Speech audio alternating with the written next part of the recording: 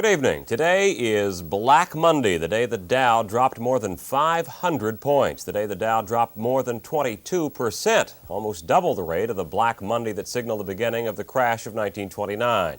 But this crash of 1987 is not just an American experience. Around the world, stock markets fell faster than a skydiver without a parachute. The panic starting in Tokyo this morning while the West slept. One cause of the sell-off was reaction to last week's 236-point drop in the Dow. The result, the Nikkei average was down 260 yen. 1.7% here, a loss of 37 points or so. Apple shares are just getting hammered this morning. We're down by between 3 and 4.5% generally across these markets. 90 to 166 in the blink of an eye. On the NASDAQ, everything and more has been completely wiped out. It was the worst day on Wall Street since the crash of 1987. It's finally time to choose a side where you'll be struggling to survive, or a side that could potentially benefit the future in many ways. 2022 has been a crazy year without a doubt. Russia invaded Ukraine, consumer prices have risen by 9.1%, and just recently, Hurricane Ian caused millions of residents to evacuate from their homes. So although 2022 has been a crazy year for people all across the world, why may 2023 be life-changing? Let's talk about it. Before I get into this video isn't meant to scare you. It's intended to inform you of a life-changing opportunity that could be made through the right decisions. I would also like to state that I'm not a financial advisor in any way or form. It's important to do your research if you decide to make any decisions based on the video. In today's video, I'll give you some insight about what I expect to happen over the next 12 months. But first, let me state some facts. So, as many people know, with higher interest rates, this is when assets begin to decline. So things such as stocks, watches, and much more are at a discount. So this creates a buying opportunity. And many of you may ask, why is this important? Well, in 2022, the federal fund rates have increased by a basis of over 300 points, meaning that the average rate for a 30-year mortgage is now at 7.5%. To put that into perspective, in 2006 to 2009, one of the worst economic crises in history, the mortgage rates were at 6.34%. If we take a look at our current market, since November 3rd of 2022, we have seen a year loss in the financial market by over 22%. And this is due to things such as the war, inflation, increasing interest rates, and much more. So for the people asking, why may we see another 25% drop, and just in general facing one of the worst economic crises in history? Well, first we could reference to Wall Street Journal. So according to Wall Street Journal, we have seen a 10% increase in jobs year over year. And if we take a look on October 7th, there has been a report sent out by the feds which stated that there has been unemployment rates of 3.5% versus the 3.7% that were expected by analysis. And although this is great news, the unemployment rates are decreasing. This puts the feds in a position to potentially increase the interest rates.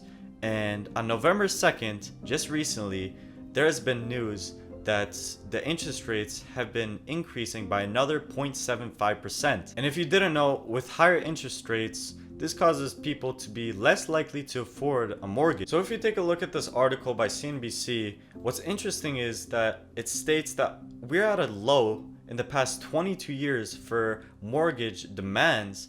And just this year alone, we have seen a drop in mortgage demands by over 29%. And this is due to the cost of borrowing increasing, which essentially means that people are spending less, businesses are hiring less, and making less. So realistically, if businesses are hiring less, well, this means that people are less likely to be able to afford a mortgage.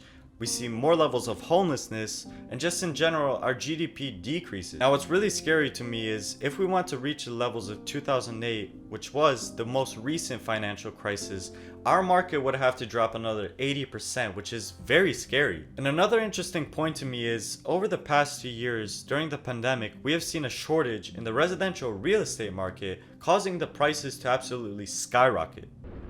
Booster ignition and liftoff of Discovery, hoisting harmony to the heavens.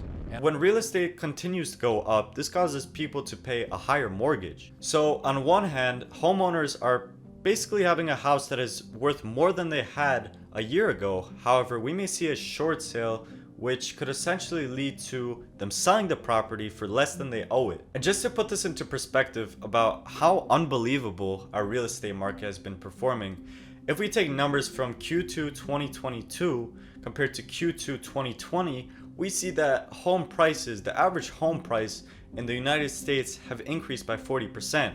So let's say that we bought a house at $374,000.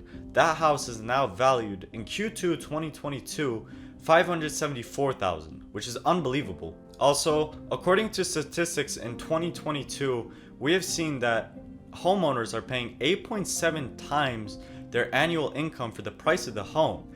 Now, many of you may be asking, why is this bad? Well, in 2008 to 2009, people were buying homes that were around 8 times their annual income. And in 2022, people are continuing to buy more expensive homes with lower incomes. And this leads to my point that we are in a real estate bubble that could burst at any time. So taking a look at our current market, we already see that the real estate prices are already coming down, but if our economy is being squeezed even more, we could see the prices absolutely tank.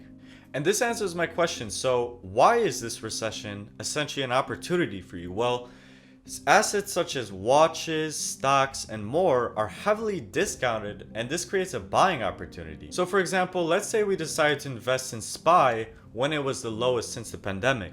So in March of 2020, we saw prices of $229, and it later was converted of returns of $480. So we saw in the span of 2.5 years, 107% increase. So if our market were to drop another 25% from SPY's current price and roughly goes to 270, if we later on go to the highs of $480, we'd see a 76% increase in the span of 2 years. Now, why do I think that it could recover in 2 years? Well, in 2008 and 2009, the economic crisis, one of the worst in history, it recovered in only 2 years. So many of you must be asking, when is the time to buy?